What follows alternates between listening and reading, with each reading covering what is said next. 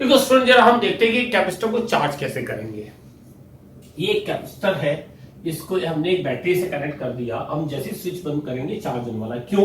Actually चीज तुम्हें समझाता हूँ। बैटरी में भी यार दो मेटालिक प्लेट्स हैं, ऐसे हमने पढ़ा हुआ है। एक प्लेट के पास कुछ V प्लस पोटेंशियल है, एक प्लेट का V माइनस पोटेंशियल है।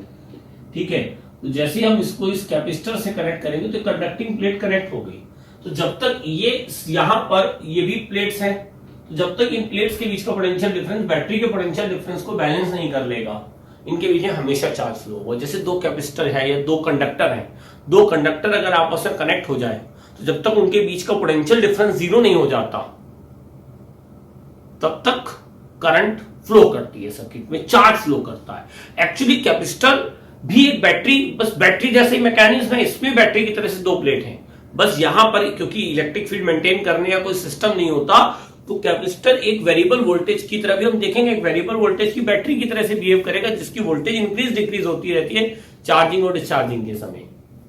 ठीक है, तो ये कैपेसिटर हमने इसको कनेक्ट किया, तो अब होगा क्या? वैसे तो सर्किट है, दोनों तरफ से चार्ज ट्रांसफर शुरू हो जाता है। देखो कैसे, लेकिन हम पहले हम इलेक्ट्रॉन के मीडियम से दिखाएंगे, लेकिन बाद में क्वेश्चन करते समय हम प्लस क्यू लेके चलते हैं। एक्चुअली होगा क्या कि ये V माइनस है, ये V प्लस है, तो यहां से इलेक्ट्रॉन यहां ट्रेवल करना शुरू कर दें। क्यों?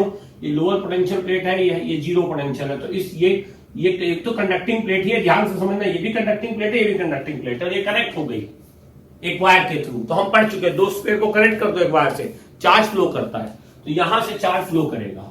मान लो कि इसमें माइनस क्यू चार्ज आएगा। वैसे तो डीक्यू डीक्यू डीक्यू करके छोटा छोटा छोटा छोटा करके आ रहा है, जितना माइनस डीक्यू यहां पहुंचता चला जाएगा, सामने उतना चार्ज ये इंड्यूस करेगा। और वो तो बैटरी कभी चार्ज डोनेट करती ही नहीं है, सर्किट कंप्लीट होता है। तो जैसे यहां प्लस, जैसे पे माइनस डीक्यू पहुंचा, तो सामने प्लस डीक्यू इंड्यूस होगा, यहां पे माइनस डीक्यू इंड्यूस होगा, ये माइनस डीक्यू यहां से फ्लो करता चला जाएगा। तो ऐसे माइनस डीक्यू का फ्लो दिखा देते हैं, और ये चार्ज बढ़ता चला जाएगा, बढ़ता है। क्यों? माइनस क्यू पे माइनस जुड़ रहा है, प्लस क्यू पे प्लस जुड़ रहा है। तो करते करते करते करते क्या होगा? चार्ज बढ़ता चला जा रहा है, बढ़ता चला जा रहा है। तो एक टाइम मान लेते हैं किसी इंस्टेंट पे ये माइनस क्यू चार्ज आ गया, तो इस सामने प्लस क्यू चार्ज आ गया। लेकिन अब हम दिखाया कैसे करेंगे क्वेश्चन में? चार्जिंग को ऐसे नहीं दिखाएंगे, हम प्रॉब्लम सॉल्व करते हैं तो फ्लो माइनस चार्ज करता है, क्योंकि इलेक्ट्रॉन फ्लो करेंगे यहां से ऐसे पूरे सर्किट में, और ये जो बीच का सर्किट टूटा हुआ है, यहां पर इंडक्शन अपना काम करेगा। वैसे क्या होता है, चार्ज पूरा होता जाता जाता जाता फ्लो कर जाता है। यहां पर क्या होगा कि इलेक्ट्रॉन गए, एक लिमिट तक पहुंचे, सामने माइनस क्यू इंड्यूस हुआ, इधर प्लस क्यू आया, वो प्लस क्यू से चार्ज यहां पे पहुंच गया। माइनस क्यू इंडक्शन वाला चार्ज है, वो इलेक्ट्रॉन यहां से यहां प्लस पे पहुंच गया। तो बैटरी से जितनी इलेक्ट्रॉन निकलते हैं उतनी इलेक्ट्रॉन बैटरी पे पहुंचते हैं, हमें मालूम है। तो हम करंट, तो क्योंकि इलेक्ट्रॉन ऐसे फ्लो कर रहे हैं तो करंट की डायरेक्शन ऐसे होगी, तो हम ये दिखाते हैं कि बैटरी से, इसमें हम चार्ज दिखाते हैं करंट की जगह, कि बैटरी से ऐसे करेंगे कि भैया देखो, अब दिखाएंगे कैसे, हम क्या करेंगे, हम कहेंगे कि यहां से प्लस क्यू चार्ज चला, टोटल यहां पहुंचा, तो प्लस क्यू चार्ज यहां पहुंचा तो माइनस क्यू इंड्यूस हुआ, और ये प्लस क्यू यहां काउंटर पार्ट इंड्यूस हुआ, वो यहां से आ चला, क्योंकि तो न्यूट्रल प्लेट थी तो ये प्लस चला गया।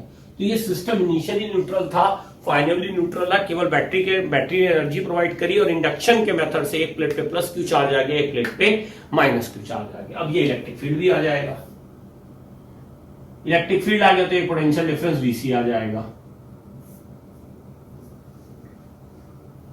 ठीक है, तो फाइनली कब तक चार्ज फ्लो होता रहेगा? तो यहां पर एक पोटेंशियल डिफरेंस आ रहा है, ये हायर पोटेंशियल, हम इसे कह लेते हैं V1 या V प्लस या V डैश प्लस कह ले, और ये V डैश माइनस। जब तक ये इसको बैलेंस ना कर ले, ये इसको बैलेंस ना कर ले, ये प्लेट इसके बराबर पोटेंशियल एक्वायर करेगी, ये इसके बराबर पोटेंशियल एक्वायर करेगी, तो फाइनली होगा, यानी कि कब चार्ज बढ़ना बंद हो जाएगा? स्टडी स्टेट, जब कैपेसिटर के अक्रॉस पोटेंशियल डिफरेंस कांस्टेंट हो जाए, हम कहते हैं स्टडी स्टेट आ गई। इसके बाद चार्ज नहीं बढ़ता, चार्ज कांस्टेंट हो जाता है, Q की वैल्यू हो जाती है CVC। और इस केस में ये वोल्टेज इसके बराबर, ये वोल्टेज इसके बराबर, VC क्या है? Potential difference, VC is equal to V plus dash minus V minus dash, और स्टडी स्टेट में ये इसको बराबर पोटेंशियल एक्वायर करेगी, इसके बराबर पोटेंशियल एक्वायर करेगी, यानी एप्सिलॉन। यही तो VC है। फाइनल स्टडी स्टेट चार्ज कितना आया? C epsilon. तो कैपेसिटर में कितनी एनर्जी स्टोर हुई? यू इनिशियल कितनी थी 0, यू फाइनल कितनी आएगी हाफ सी वीसी स्क्वायर। ये हम अभी हमने डिराइव किया था। अच्छा, वर्क डन बाई बैटरी क्या होता है? Work done by the battery होता है WB, हम पढ़ चुके हैं, एप्सिलॉन IT, और IT is nothing, charge flown in the circuit, epsilon Q।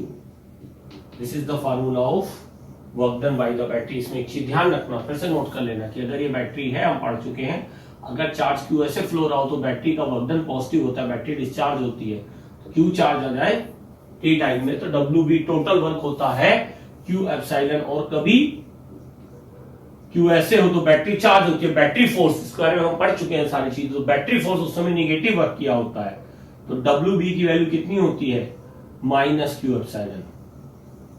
Battery energy absorb कर रही होती है, चार्ज कर रही होती है, केमिकल रिएक्शन रिवर्स होती है। तो एक चीज सोचो, अगर Q की वैल्यू मैं डाल दूं C एप्सिलॉन के बराबर, तो work done by the battery तो आया C एप्सिलॉन स्क्वायर, और UF एनर्जी स्टोर हुई है, तो यार सर्किट में बाकी एनर्जी कहां गई? तो बाकी एनर्जी कन्वर्ट हो जाती है हीट में। जब हम कैपेसिटर को चार्ज करते हैं तो कैपेसिटर की प्लेट हीट अप हो जाती है, गर्म हो जाती है।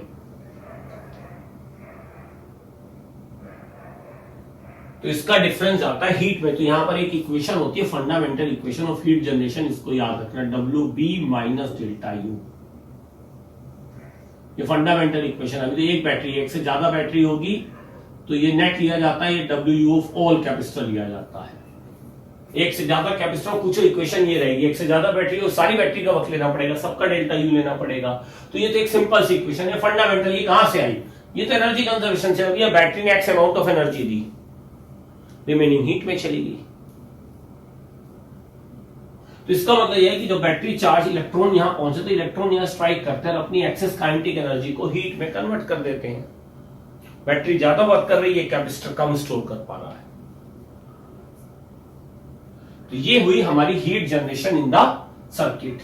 अब अगर हम इस क्वेश्चन में डेल्टा एच की वैल्यू निकालें तो डेल्टा एच की वैल्यू बहुत आसानी से निकल जाएगी। डेल्टा एच हमारा आ जाएगा, work done by the battery आया था CE एप्सिलॉन स्क्वायर, और डेल्टा यू आया था हाफ C एप्सिलॉन स्क्वायर।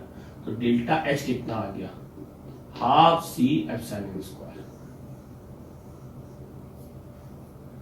आधी एनर्जी इस सिस्टम ने हीट की फॉर्म में लूज कर दी है। ठीक है, ये बहुत फंडामेंटल इक्वेशन है, इसको नोट करना। बहुत सारे क्वेश्चन में आने हैं। Delta H is the heat generation in circuit, right. चलो अब जरा इसको नोट कर लो। तो एक टॉपिक हमारा छोटा सा और कंप्लीट हो गया। अब हम इसके बाद हम सीरीज पैरेलल कॉम्बिनेशन और मल्टीपल कैपेसिटर की चार्ज। हाँ, ये C की वैल्यू अलग अलग है, स्फेरिकल कैपेसिटर हो, सिलेंड्रिकल हो, या कोई भी हो, बस C की वैल्यू आप अलग अलग डालेंगे, पर ये बेसिक फार्मूले, जितने भी C के फार्मूले हैं वो सब बेसिक सेम होते हैं, बस C की वैल्यू अलग अलग होती है पैरेलल प्लेट, स्फेरिकल और सिलेंड्रिकल कैपेसिटर के लिए।